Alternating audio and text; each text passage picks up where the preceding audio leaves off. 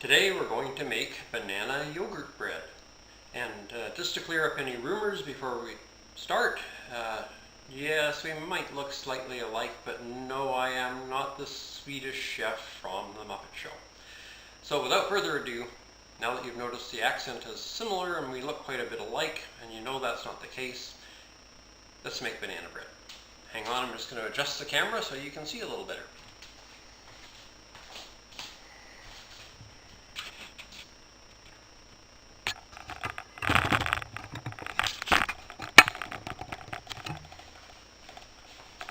Alright, well, to start this process today we need 2 bananas, preferably slightly ripe. I like them when they're freckled like that. But you can use whatever you want. I have on occasion even used green bananas because I was desperate for a banana bread.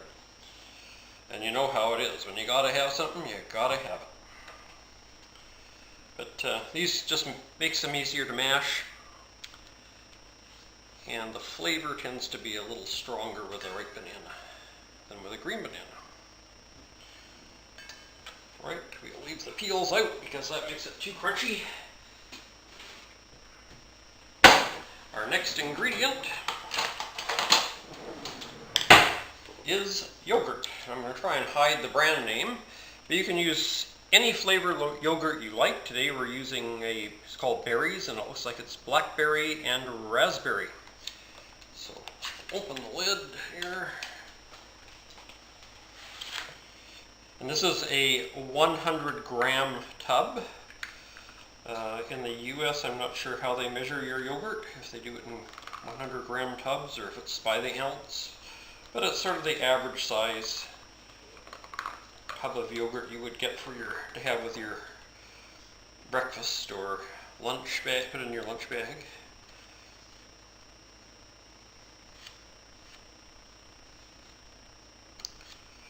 And if you remember from the last video, I'm a waste not, want not kind of guy, so I gotta quit trying to be so picky, huh? But I figure I paid for it, so why not use it, right? Although I will leave a little bit on here for our mascot, Broen, the cat you see on the fingernail for the YouTube channel. He is a yogurt fanatic. There we go. Well, there's a little bit more in there I can get out.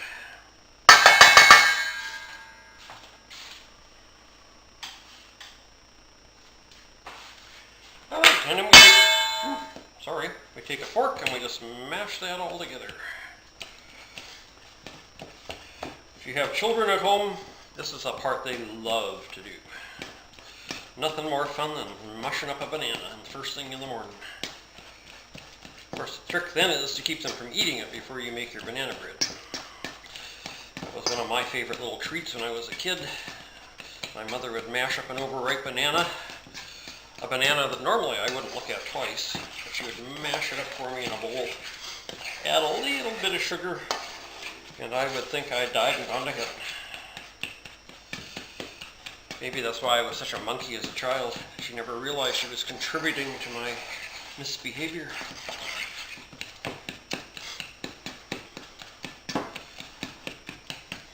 Alrighty, so I get that all good and blended together. Next thing we put in is 1 cup of sugar. Seems like a lot of sugar, doesn't it?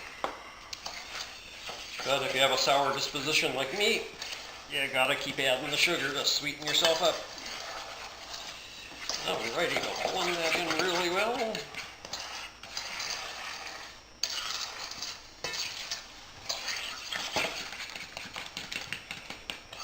So I do all the wet ingredients first, as you probably noticed.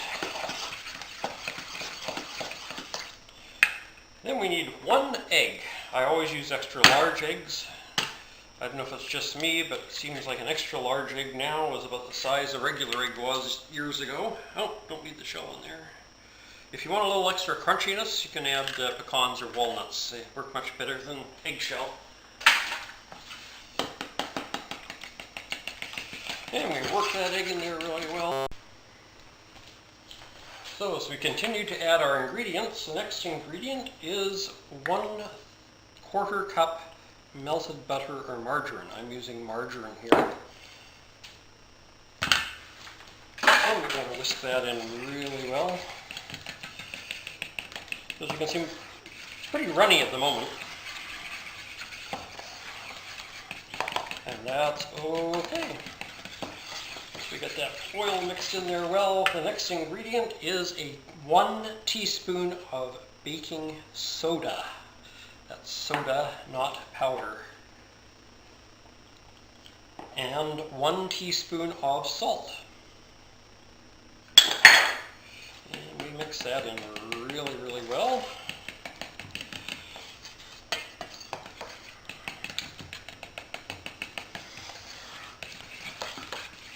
And once that's really worked in, then we start adding our flour. Now, I don't know that I'm going to bore you with this for ever and ever watching me mix the flour in, but I'll let you watch me work in the first little bit, and then maybe I'll pause the camera and come back when the batter's ready. But that's totally up to you. No, it isn't. I'm lying. I'm going to control the camera, so. It's just that I honestly can't think of anything more boring than sitting and watching somebody add flour to a mixture. So we'll try a little more. You can add quite a bit of this at once to work it in.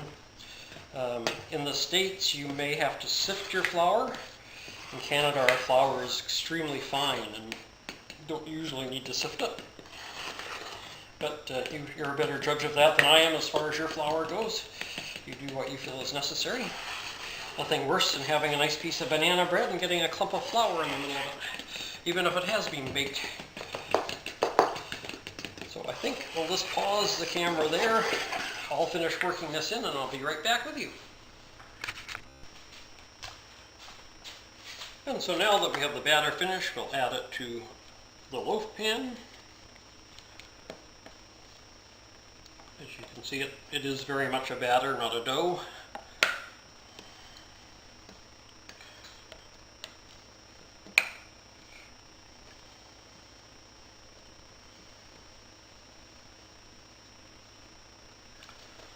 I'm doing this backwards to me normally, so just so you can see what's going on. And I'm sure you're thrilled. You're probably on the edge of your seats. You're so excited.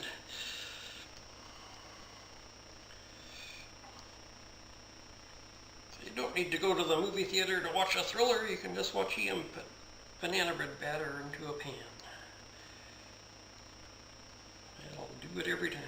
And last but not least, we put our loaf pan into the 325-degree oven. All right, well, we're coming up on the end of our hour here. Got 3 seconds left to go. So have our trusty little tester. Turn off the timer there. And let's see if our bread is done. Always use pot holders, unless you like burnt fingers. And there's our loaf. You can see how it's looking in the oven here. Let's just see if it's done. And it is done.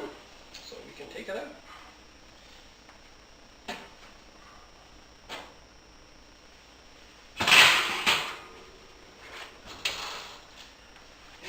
Turn off the oven so we don't forget. And let's see if we have done this correctly. And there we go.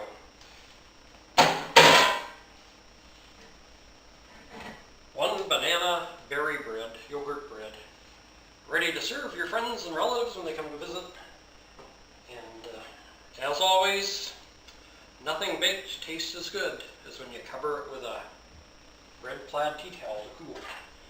So hope you enjoyed the video today, and I'll be back again at some point to make Welsh cakes as requested by one of my viewers. In the meantime, stay safe, my friends, and God bless. Bye-bye.